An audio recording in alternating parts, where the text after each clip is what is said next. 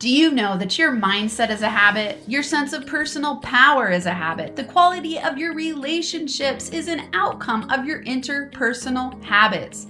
Your net worth is based on your money habits. Your business success is built on your entrepreneurial habits. Your ability to create everything you desire is directly related to your habits. So I'm glad you're here right now listening to the Max Potential Habits podcast.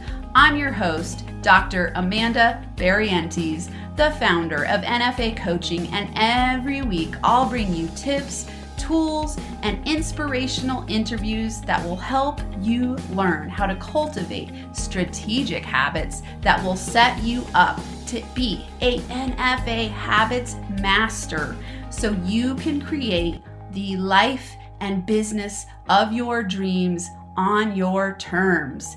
Now let's get to it. Can you imagine a day where you feel fully self-expressed, fully empowered, rocking it in every way, and cheering yourself on? Yes, I know we all want this, but there are sometimes things that get in the way. And one of those is the habit of the inner critic. So today we're going to talk about 3 ways to combat your inner critic.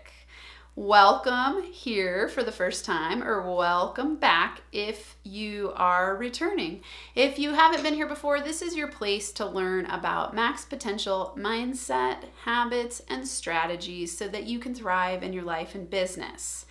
And the reason that I chose this topic today is that it's something that I've worked with a lot within myself and every single client I've ever worked with.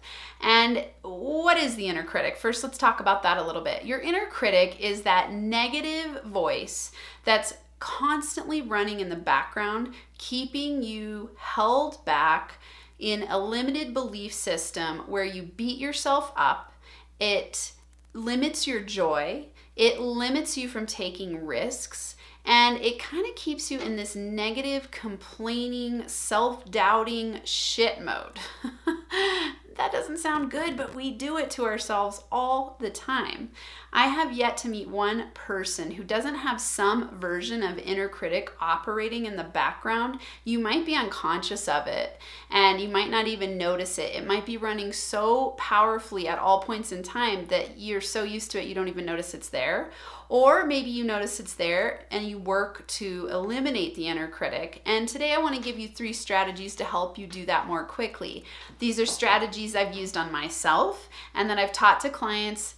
They work powerfully if you implement them. So let's get started. Number 1, and this one's funny, but I want you to name your inner critic. So let's say you're standing in the mirror looking at yourself and you've aged and you're not in as good of shape as you used to be, and you're looking in the mirror and you're focusing on all of the negative parts, the perceived negative parts of yourself, and you're thinking, oh, I used to be so fit and I used to be so good looking and I used to look so good naked, and on and on and on, and you're beating yourself up. I want you first to notice that habit. That's really important. You've got to notice that habit, and then you've got to name your inner critic and be like, hey, thanks for letting me know that you're upset. Thanks for letting me know that you're there and you have the habit of beating yourself up. So there's something about this acknowledging piece. So my inner critic is named Miss Perfect. So when I notice that I'm beating myself up, I just go, thanks, Miss Perfect. Thanks for letting me know you're upset.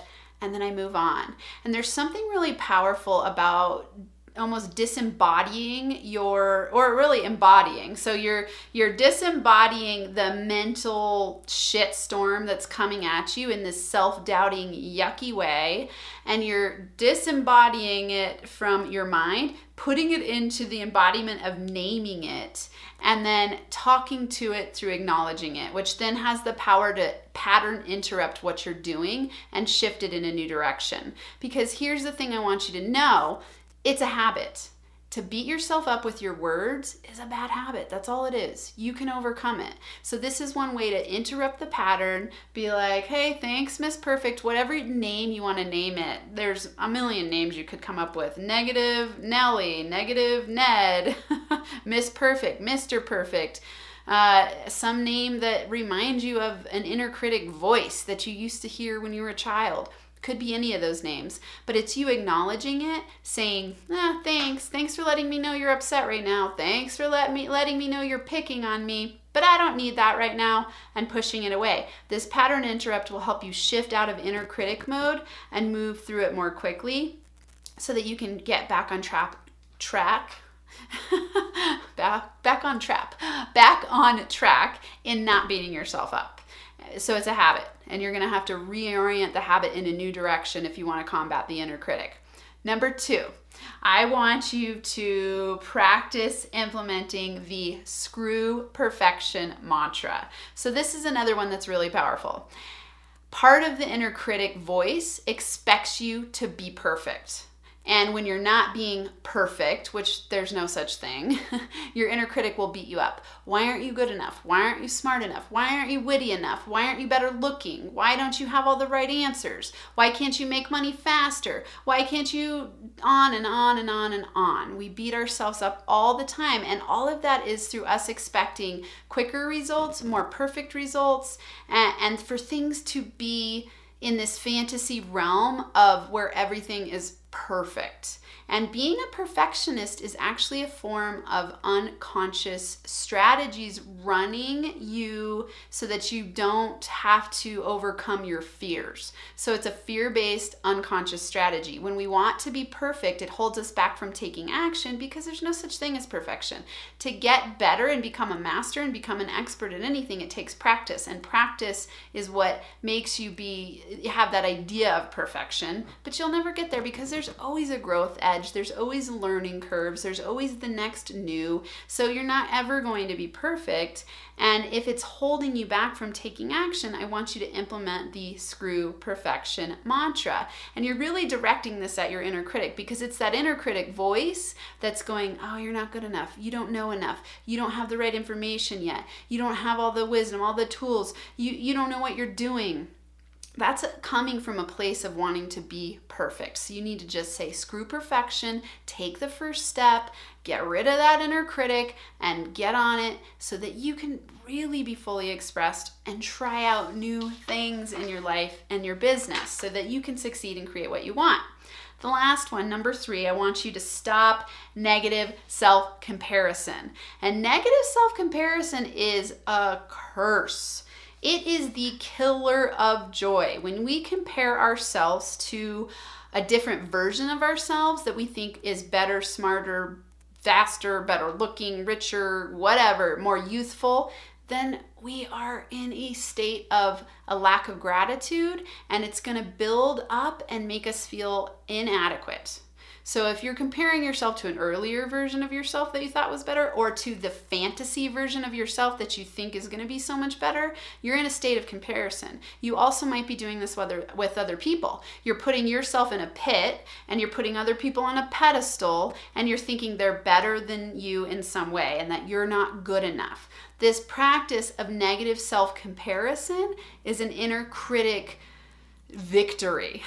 So if you think about how we nurture our inner critic, it's through perfectionism and negatively comparing ourselves to fantasy versions of who we want to become. So in order to combat that, you've got to stop that habit. So it's awareness, becoming mindful of that you're doing it, and stopping that habit. How can you do that? When you notice yourself comparing yourself to other people, then recognize that you have that quality and that trait too.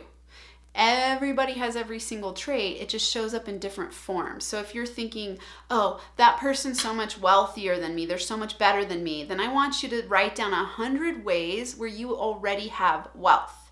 And it might not be in the financial form. Maybe it's in your athleticism. Maybe it's in your intellectual knowledge. Maybe it's in your world travel experience. Maybe it's that you speak multiple languages. Maybe it's that you're really damn good at knitting. I don't know what it is for you, but you have wealth somewhere, so own it. So stop negatively comparing yourself to others. So let's recap real quick. I want you to name your inner critic, acknowledge the negative voice that's going on, and send your inner critic on the way.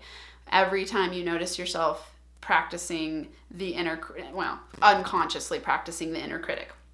Number 2, I want you to practice implementing the screw perfection mantra. So when you notice yourself hesitating and having negative self-talk, telling yourself you're not good enough, you're not ready, you're not prepared, practice saying, screw perfection, get on with it, take the first step, overcome that fear. And then praise yourself once you do that, because that's awesome. That's you cheering yourself on and taking action to be more fully expressed. And then number 3, I want you to stop negatively comparing yourself. So don't compare yourself to the past, your perception of yourself as being better in the past somehow, or the fantasy version of yourself in the future, or other people who you think are better than you. Be who you are today. Be fully self-expressed. Know that you're awesome. Focus on what's working in your life and business. Focus on all the strengths and skills that you have. Fine-tune those and keep working on those and developing yourself into a more empowered version of yourself. Thanks so much for listening to this episode. If you're liking this podcast, help spread the word by subscribing, sharing, leaving a rating and a review. To connect, go to nfacoaching.com, where you can join the Max Potential Habits community and get access to all of my free and paid resources.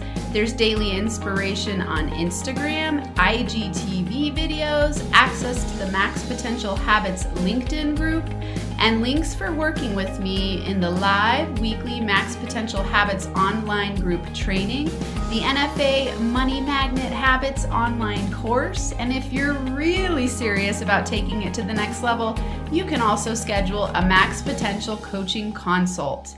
Until next time, I hope you have a NFA day where you thrive and feel alive.